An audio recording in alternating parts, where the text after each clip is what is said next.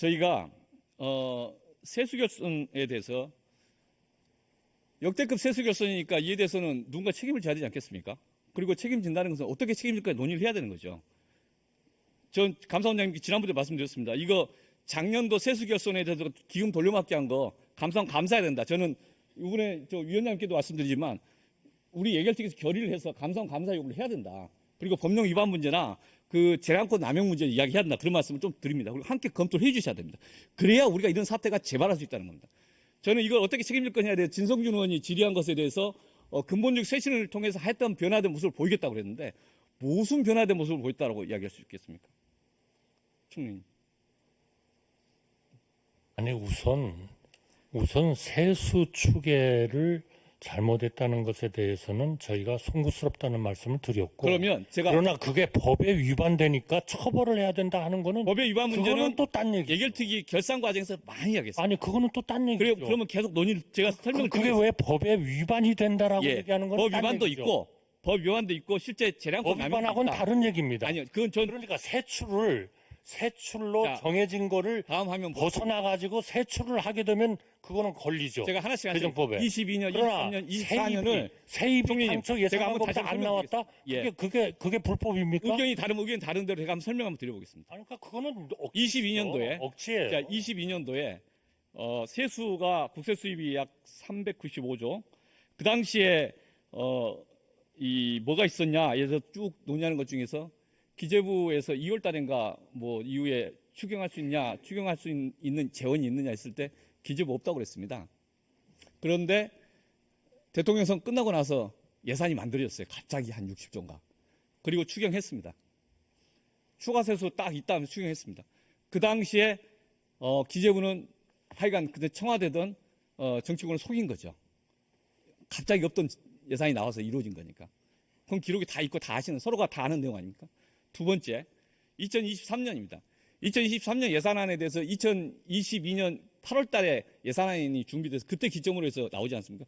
그때 2.4%를 가정하고 이제 한 거지 않습니까? 그런데 아직 1.4% 나왔고, 그해 말쯤에 1.7% 정도로 해서 이 기재부에서 경제 성장률 예상했지 않습니까? 그런데 아직 1.4% 나왔죠. 근데 그 예산안 자체는 2.4%를 전제로 한 것이었겠죠. 그리고 그 경제 성장률과 관련된 것이든 뭐든 결국 세수 결손이 그렇게 나온 것에 대해서 그 뒤로 추경호 그 당시 부총리 1년 내내 상정하고 그렇게 말씀하시지 않습니까? 내 사전에 추경은 없다. 그리고 상정하고 어떻게 할 거냐 그걸 추경해야 되는 거 아닌가? 우리가 다 알아서 하겠다. 그렇게 해서 기재부 또는 정부가 국회랑 협의하지 않겠다고 그냥 1년 내내 그런 거 아닙니까? 그렇기 때문에 올 여름에 예결특위 결산과정 그 논쟁을 한 거 아닙니까?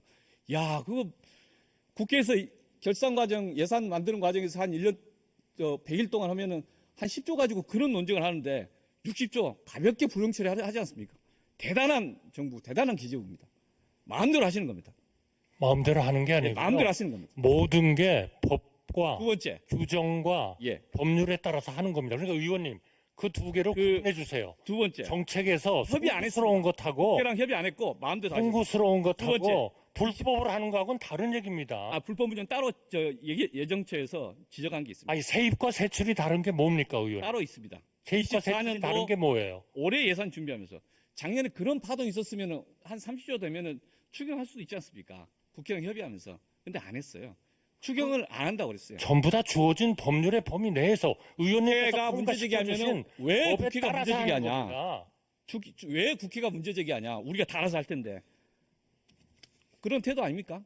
태도가 제가- 아니고요. 의원님께서 완전히 불법과 제가 그래서 정책에 있어서의 송구스러운 거는 이야기를 여기 완전히 계신 혼동하고 국민들과 계시는 다 같이 공유하려고 일부러 임했습니다. 혼동하고 계시는 거예요. 제가 그래서 그 국감 과정에서 우리 장관님께도 말씀드렸습니다. 정부의 궤변이 세 가지가 있었다. 2023년도에는 추경을 했어요. 그런데 그때는 되고 지금은 안 된다. 추경을 이런 세입 식에서 때문에 한 겁니까? 세출 때문에 한 거죠.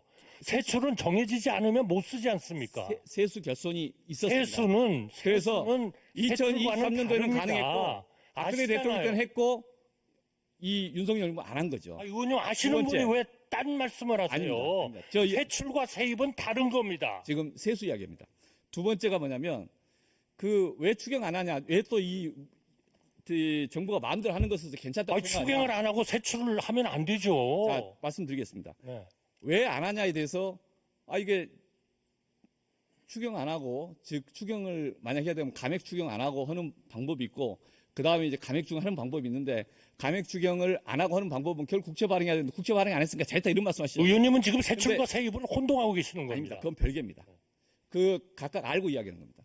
그래서 그 세입 추경과 별도로 국채 발행 안 한 것 때문에 알아서 잘 하셨다고 그랬는데 결국에 작년에 적자성 채무 늘었지 않습니까? 의원님, 그러니까 감사원장님께 새로운 국채 발행 여쭤보세요. 아니, 다 아시는 겁니다. 여쭤보세요. 그래서 세출은 추경 안 하면 못 씁니다. 법에서 정한 거 아니면. 세입은 아니잖아요.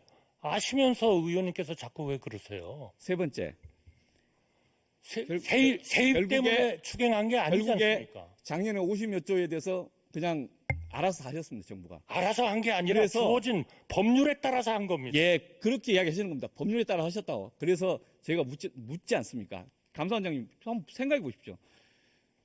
한 600조 되는 그 돈 중에서 56.4조 그냥 알아서 안 쓰시면 그것도 참 고난이니까 대단한 정부입니다.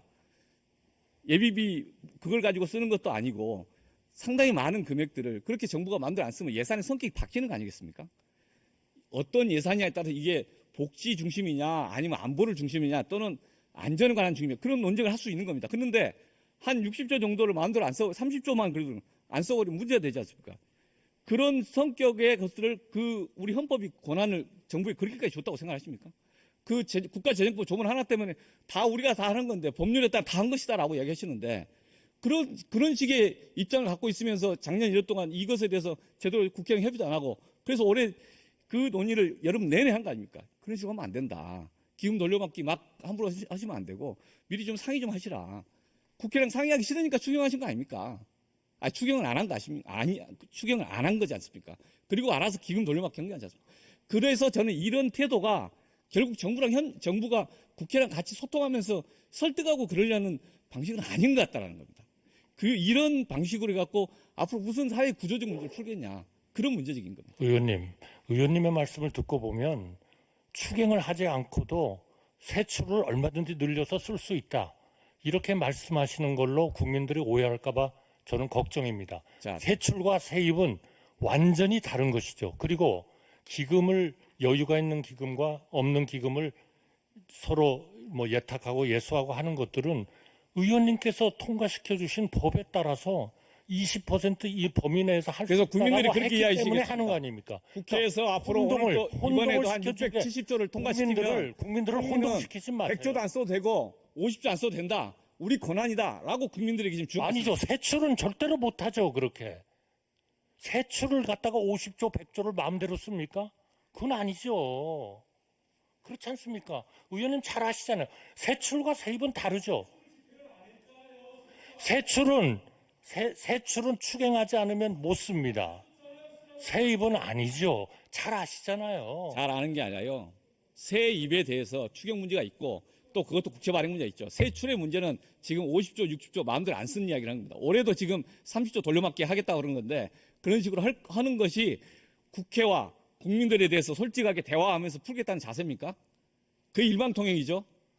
그러니까 그거는 소통을 잘하고 다음 송구한 지금 것하고 저 화면이 뭐냐면 불법이라고 얘기하시는 거는 정부에서 다른 얘기다 이겁니다. 30조 마음대로 하겠다고 발표했을 때 사설들입니다. 30조를 야, 마음대로 이거 하는 게 뭐냐? 아니죠. 지금 정부에서 하는 모습을 보니까 이게 법에 따라서 하는 대부분이 거죠. 사설대라는 이야기입니다. 법에 따라서 이런 하는 식으로 거죠. 곡간 지키기를 하라고 했는데 곡간이 무너지고 있다. 국가는 정부 마음대로 돌려막기를 하고 있다.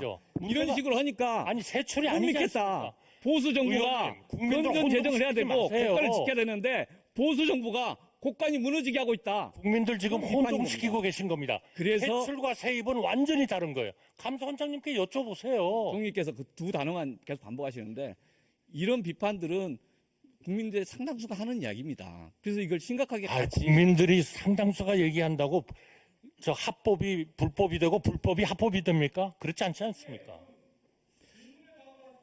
질문에 답을 하고 있는 겁니다. 네. 전혀 국민들을 혼동시키고 계시기 때문에. 자, 계속하겠습니다. 지금 됐습니다 이제. 저는 경제가 어렵고 또 많은 게 어렵다 보면 정부가 국회를 대하는 태도가 또는 국민들에게 솔직해져야 된다. 어려우면 어려운 대로 이야기를 하고 대화하고 그 문제를 풀어가려고 해야 한다.